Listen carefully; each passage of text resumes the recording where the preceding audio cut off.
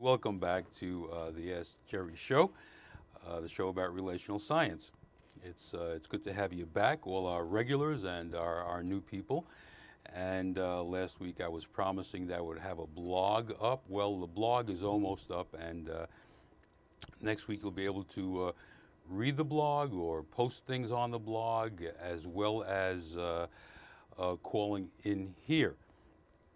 So, can everyone hear me out there? Am I coming across? Okay, if I'm not, or as that old joke goes, if all you people out in television land, if you can't hear me, please call me here and let me know that you can't hear me. Okay, that was actually a joke, one of the first broadcasts ever on TV. The announcer said that.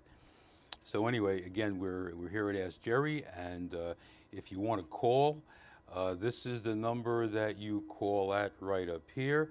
And over here is the email address that you can call, ask questions, make suggestions, and put things that are on your mind you can talk to us about, and we can come back and talk about them the next time. Okay, so I wanted to continue last week with the some of the things not to do in a relationship.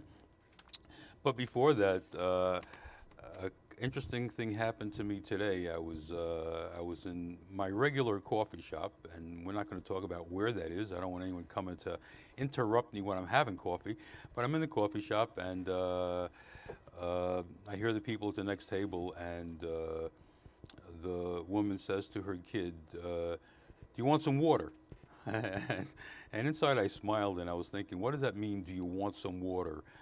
So I was thinking about some passive-aggressive statements, how some people talk in they say passive-aggressive statements, and some people talk in self-empowerment statements. So a couple of things that are kind of passive-aggressive is, are you cold? Is it cold in here? As opposed to, I'm cold. So anyone have any new ones to add to that? So we're talking about passive-aggressive as opposed to self-empowering. So we're going to take a caller.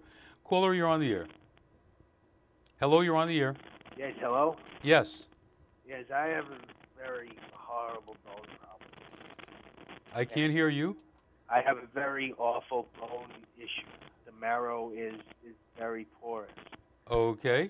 And the lack of spirochetes in the bone marrow caused me to be short with a number of people. But I've become very passive-aggressive. I had one instance where I spoiled my neighbor's melon, and it was, he has a whole field of them. Instead of directly confronting him, I had put borax, and now the borax has created a horrible chemical reaction. And with the okay, so we're talking about. One moment, let me have you talk to my physician. He really knows what's going on. Hold on. All right, but we're talking about passive-aggressive statements now as opposed to self-empowering statements, right? I really don't think that he should be talking to you anymore. He snuck out of the cabinet. The thing is, he's only a foot tall, but 5 inches wide. So if you can... do you want to talk about relationship issues, or? Well, my relationship with him is a little awkward, and I was hoping to get your advice. You know, how should we proceed? Maybe the two of us, some sexy lingerie. Okay. Well, I have a question. I have a question for you. Yes. Okay. Now, you've called here before, right? I've never called here before. Okay. Well, I thought I recognized your voice, but okay. So, do you have a relationship question, or on the topic that we're on, which is for the moment, which is passive-aggressive statements versus self-empowering statements? Well, yes, precisely, and really the relationship expert that I know of is to my left. You're right. Okay, so I'm about to let you go unless you want to talk to me about these issues. Yes, I feel these two men here. Okay, I'm going to let this gentleman go. Okay. So what are some other statements that people make not realizing that they're passive-aggressive? I'm going to get in trouble for calling these things passive-aggressive, by the way, but there is a difference between that and self-empowering.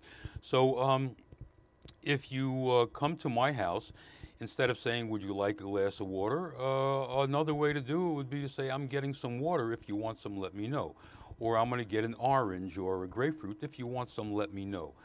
Or I'm going to the movies later this week. I'd love for you to come with me, as opposed to, do you want to go to a movie?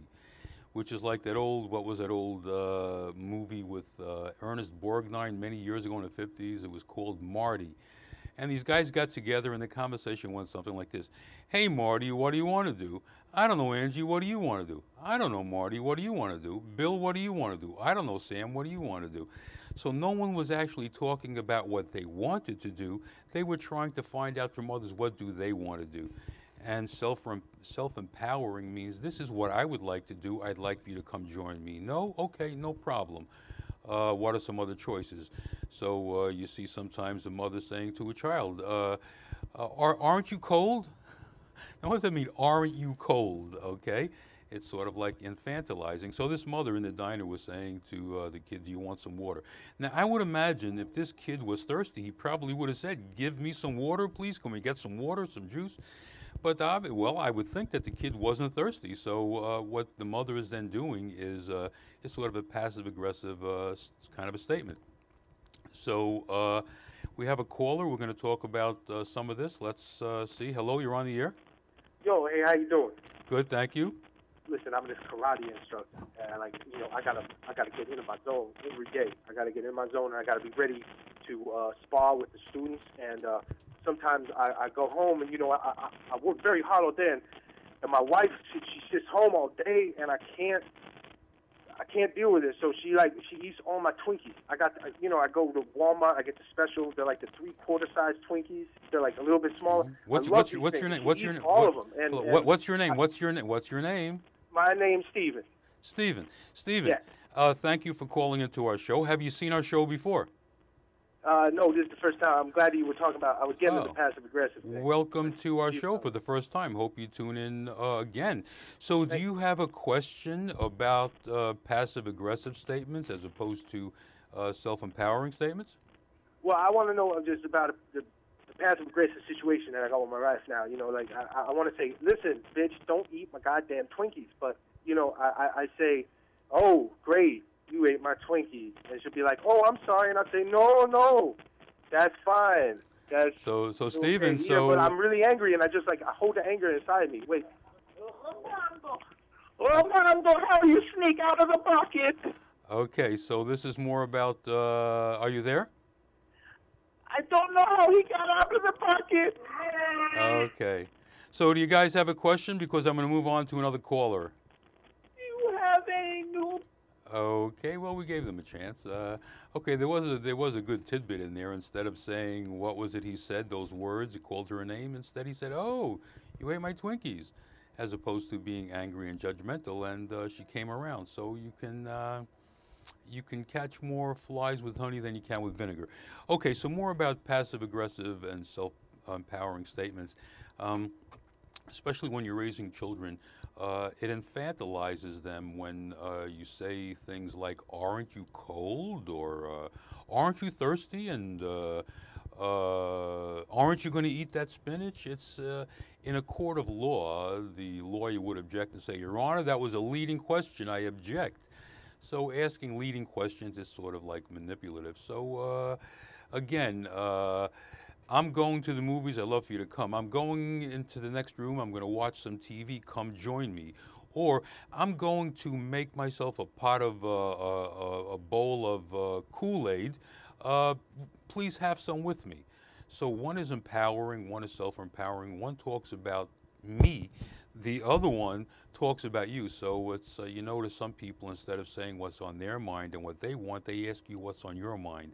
It's a way of for some people, it's a way of keeping their walls up.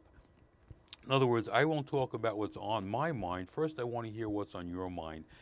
And it's a way of practicing passive aggressiveness. It's a way of not owning your space. So a great way to start and not be passive aggressive is to say what you want, and then go from there. Sometimes you have to compromise, but at least say what's on your mind. And if you're a parent, teach a child early on to say what's on their mind instead of being afraid to say what's on their mind and asking what's on yours. So we have a caller. Caller, you're on the air. Yes, hi. Hi. Okay. My name is Milt. Yes, my name is Milt out of Manhattan. And my question is, how would you define a we statement? For example, should we go to the movies or we can go to the movies? Would you define that as passive-aggressive or self-empowering or neither? Well, Milt, that's a very good question. That's a very good example that you're using. I would say that that's a step up from passive-aggressive. Should we is sort of like a partnership question. I'm wondering, should we go? I'm in favor of saying what you want, something like this, Milt. I would really love to go to the movies this Friday night. I'd love for you to join me. Do you have any thoughts on that? What do you think, honey, or a buddy or friend? To put yourself out there. But definitely don't put yourself last by saying, do you want to go to a movie? So what you're saying isn't bad. Sometimes it's a good idea to say, should we? Should we is not too bad either. Okay? Does that answer your question, or does that make it more complicated, Milt? No, that answers my question, but I just want to take it a step further. Please do. I have a family member who's battling with alcoholism. Mm-hmm. Okay? And I went that route, and I'd like to bring that person to a meeting. And this person is dealing with lots of issues, and sometimes I lose patience with this person. He's living with me at the moment, not working. Sometimes I use the you statement a lot. You do this, you shouldn't do that, and I'm trying to convey the message to him, but I don't want to pet him. I don't want to treat him with kid gloves. How should I approach this? Do you have any suggestions? Yeah, well, Milt, I like your questions, and you seem like a very insightful, sensitive person. I like your questions, and your questions basically are about what you can do. So I respect that. A lot of people want to know what I can do to change them. And what you're doing is basically you're looking to see how you can change you. So I respect that, Milton. I like your question. So, all right, the word you, like you are, you very often can be perceived or felt as a threat, as an attack, or as a dirty word. So it's a good idea when you're talking to someone to not say things that will make them feel attacked or criticized, or like you're taking their inventory. So instead of saying like, you didn't wash the dishes, as opposed to, well, looks like the dishes weren't washed, that sort of depersonalizes it. You need to go to the doctor, as opposed to, as opposed to what, Milt? What do you think? Help me out here. You need to go to the doctor as opposed to? As opposed to you should go to the doctor, or you better go to the doctor. How's that? Well, all right, that's more of the same, actually. Or you need a doctor. Okay, I might say, I'm wondering, you look kind of like gray, your complexion is gray, and I'm sort of concerned about you. Is there anything that I could do or anything that needs to be done? As opposed to you should. Right. Okay, I heard it said when you say something about you should, you're really shoulding upon them. Okay, you get the play of words there. I don't know if I'm allowed to say that on the air. But telling someone they should or they ought to, in a way, is helping them to feel attacked. Right.